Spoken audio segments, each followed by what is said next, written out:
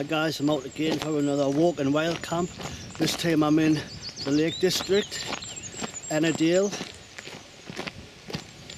And I'm getting lazy in the old age because I'm on one of the easier walks. This walk here, this trail, it's more of a family. Ooh, over here.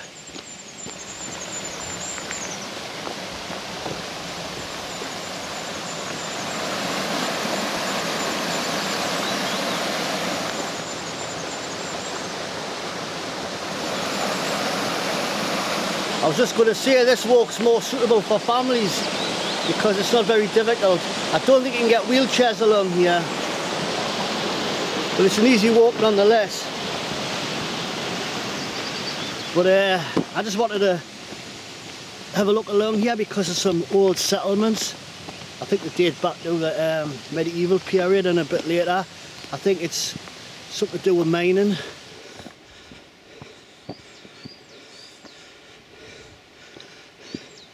One of the many logging roads that crisscross its way through here. Ennerdale's been spoilt recently by the planting of conifers and they look horrible, especially when they're cut down. Scars the landscape, but they're slowly reclaiming it, turning it back to its natural beauty, whatever that was. You've got rowan, got birch, trees native to this country. So it makes a change from looking at conifers. Nice to have a bit of variation.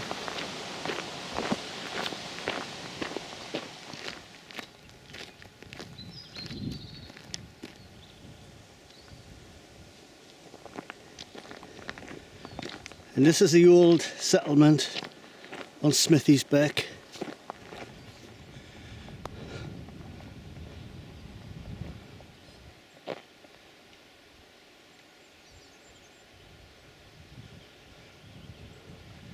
And you got Smithy Beck just down there, so this will be a really good place to camp. It's nice and sheltered, and I know it's going to be windy up there, but the wind will drop later, I'm hoping. But you can imagine living here and the views you would have had. These trees wouldn't have been here at one time. These are just a recent scar on the landscape. That's the views, guys. And before these trees you would have had lovely views down to Ennerdale water. And you can't dig here, you can't move the stones. Everything's protected. But it's quite a big site actually. Goes up there. And I think there's an area through there as well. I wonder if that's what they call the miner's longhouse.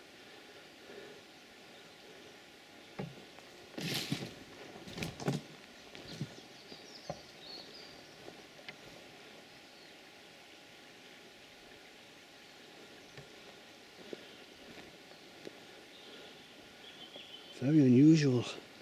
Enough of the history lesson, and let's get up on the fell and find somewhere to camp for the night. 'Cause I'm starting to get hungry now. I want some food.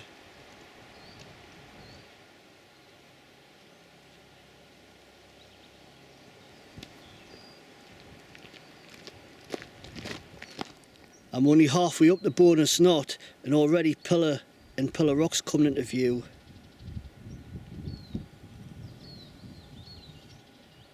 But that's a look back down the trail. Beautiful, isn't it?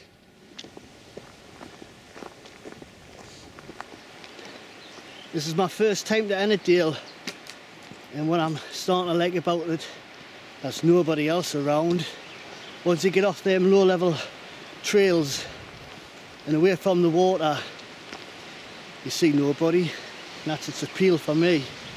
I mean, I love going camping with other people. I like a bit of company, but there's times I just like to go out on my own. I can focus more on the filming. 24 hours on your own, it makes you appreciate your family and your friends, all those around you.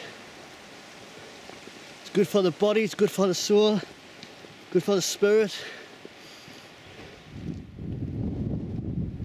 Some stunning views looking up towards Upper Ennerdale. I mean, I could have made the walk a bit longer, and got on some of them higher peaks. But that wind, you know, you can feel it now. It's getting stronger the higher up I'm getting. You know, it would just be blustery as hell up there.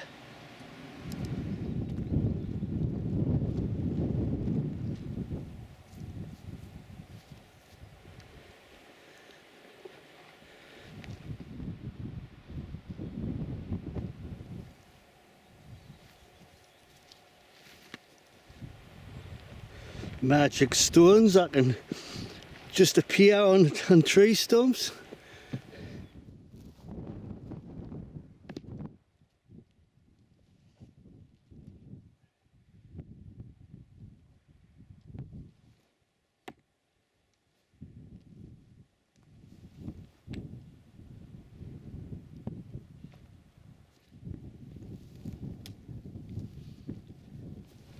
If you can't beat them, join them. Might start a bit of a trend off. Let's start looking for a camping spot. I've only brought a tarp and bivvy today. It means I can get into some really nice places where you don't normally get in with a tent. Get on a little ledge somewhere, shut out that wind. Already I'm getting some fantastic views. But this is why we come wild camping. It's all about the views, apparently, allegedly. This is where it's at. Get out and do some wild camping. On your own or with friends, whatever. Just get out and do it.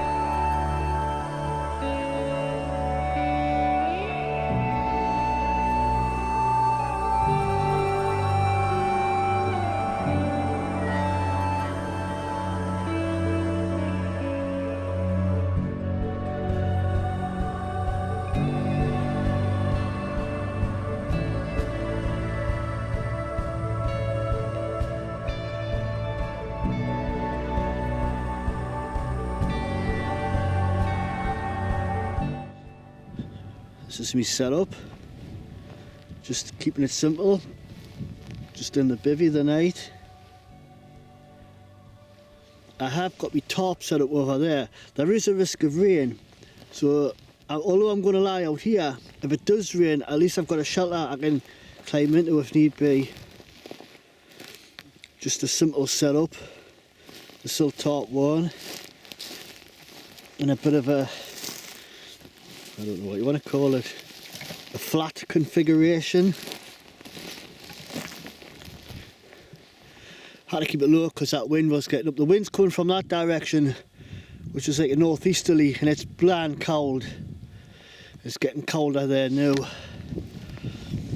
But, you know, that's adequate for me. I'll be in me bivvy, so that'll keep us dry if it rains.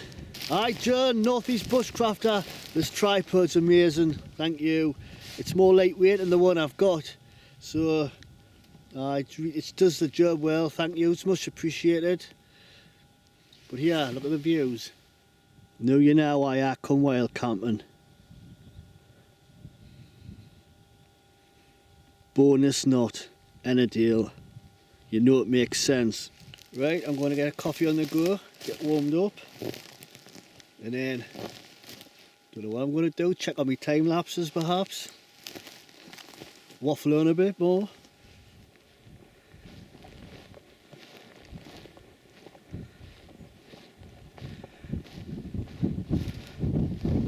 And that wind's dying right back now. And that's good. Just as I said, the wind was dying back, it's just got up again. Oh.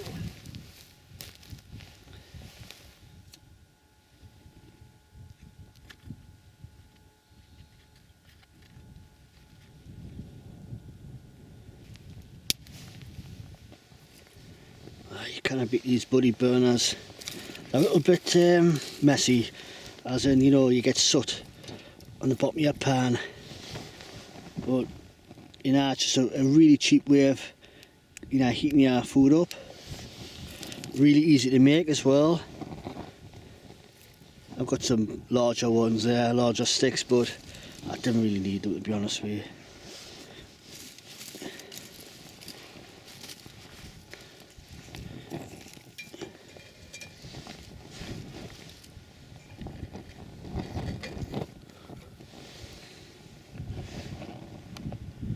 Every time you think that wind's dropping, it picks up. You just never know when you're in the hills, the weather can change in an instant. It's just always important to be prepared.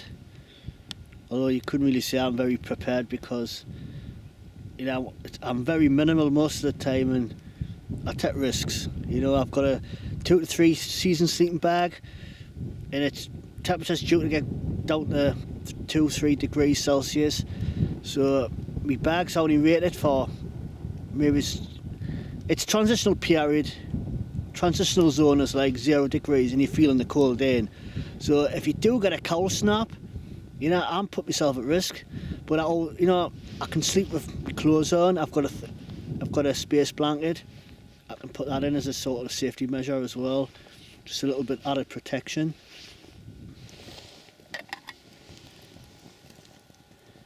Just about ready.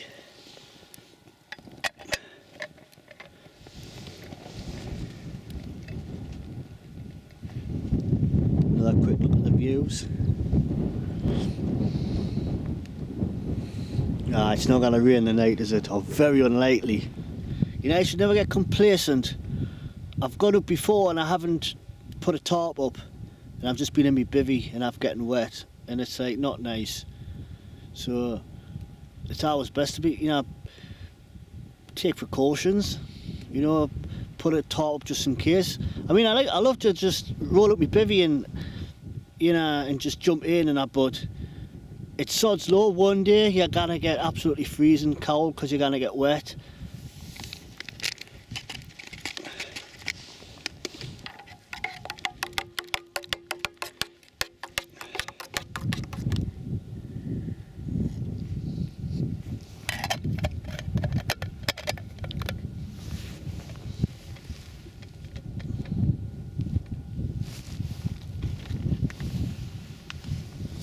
That's what I had before. I didn't boil with the eating, and I just ate them cold, you know, out of here, so there was no like washing up and that. But they're like they're the equivalent to look what we found meals. They're not boiling the bag, they're just, I don't know what you call them, but you get them from Aldi. They're only about £2 each. The slow cooked beef casserole, not very good, didn't like it at all. The wife makes much nicer casseroles than that. I'll score a few brownie points there. Beef and black bean sauce, absolutely lovely. I wish I was more of it. The only criticism of these meals are, there's not enough of it. You know, that's why I had 2, because I'm a pig. Plus I had to be used up, like that's just past the sell by, so. But if you don't want washing up, these are fantastic. I've got, oh, what have I got?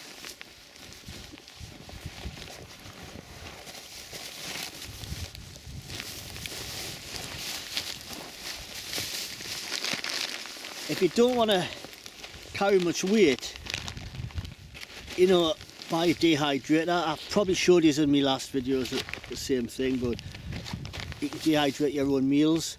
This is spaghetti bolognese.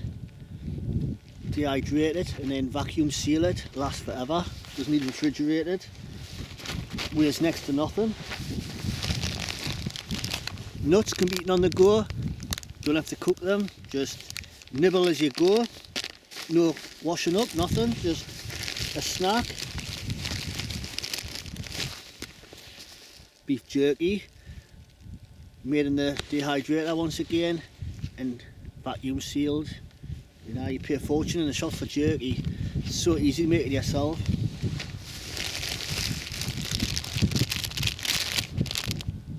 Yeah, this doesn't need refrigerated. It can just be eaten cold, and it's just easy. You know, people say, why do you not bring pot noodles and things like that? Well, pot noodles is dehydrated, but pot noodles takes up bulk because it's in the pot. You can obviously take it out the pot and put it in a Ziploc or whatever, but you know, I suppose I could, but I'm not really that keen on them anyway. But things like this, you know, if you like pot noodles, great, but you know, cup shots, mug shots, whatever, just cheap alternatives. And there's enough food there really to keep me going another day. But I'm only here tomorrow morning, and that's more than enough. I always take a little bit more than what I actually need, just in case. You just never know, you could break down somewhere, or you can get lost, and then, you know, get hungry, and then you look, it's always best to take more than what you need.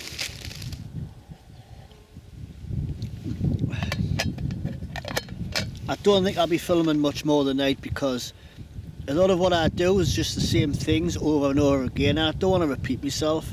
I know wild camping and that, a lot of the stuff is repetitive, so, and I know a lot of people do say, we like to see what you cook, and we like to see you do this and do that, but to me it's like, it's more the same, and it's got to be interesting from my point of view as well.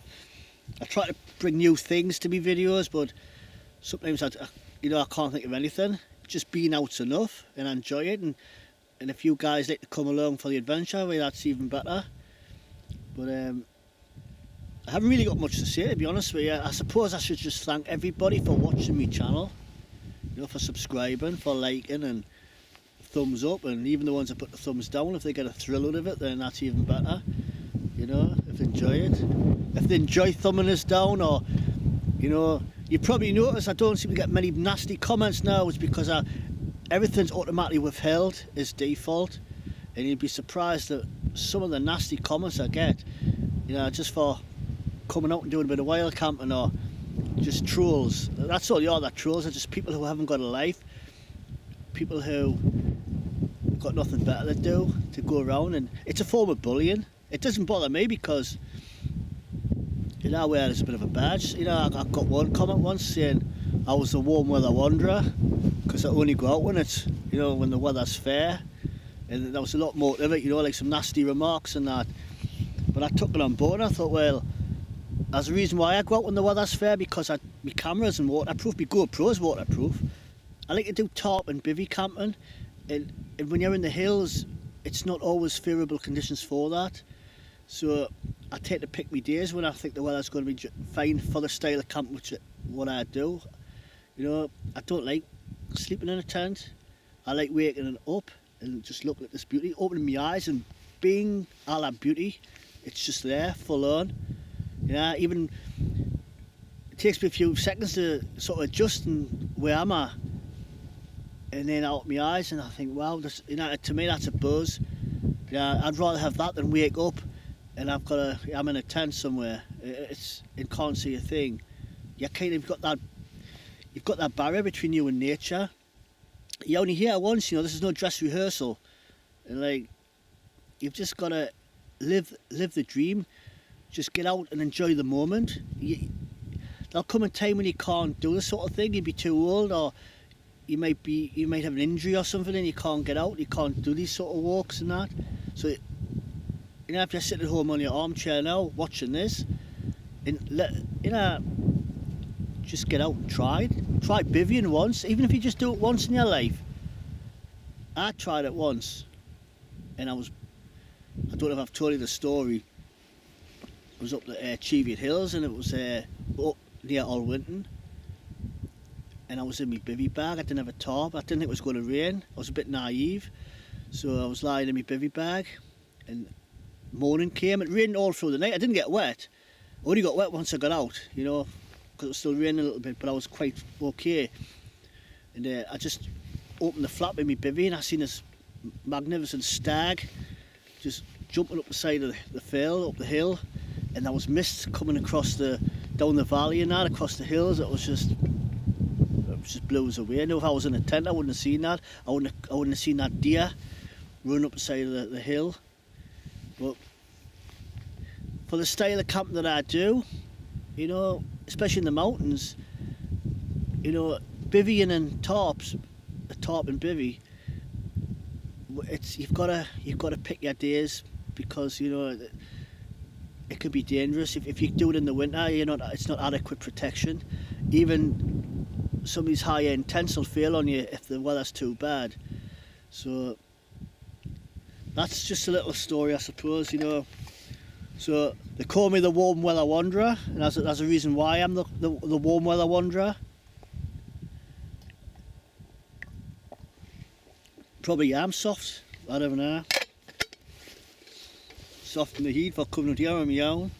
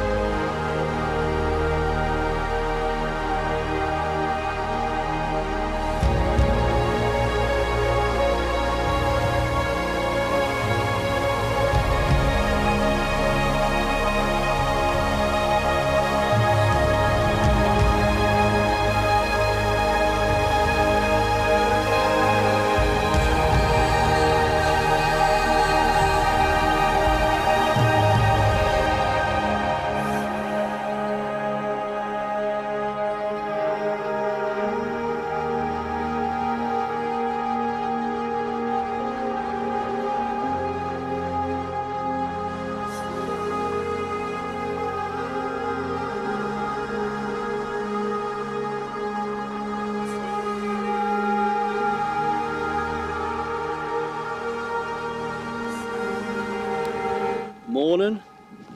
Well, what can I say? Waking up to this. I put my tarp up last night because I was a risk of rain, but it never happened. I bivvied under the stars. I was just clear skies all night. It was absolutely beautiful. I just hope my time lapses turn out okay. What can I say about this place? Down in the valley next to the water, it's really busy, but up here, I've never seen a single soul. It's a moderate walk as well. It's so easy to get to. The car's just down there, it's free parking, and I'm not sure, but you'll have to check. I think it's overnight parking's allowed. I'll find out when I get down if it's clamped or not. But I've had my breakfast and I'm going to head off home. And I'll probably see you on the next one. Bowness Knot.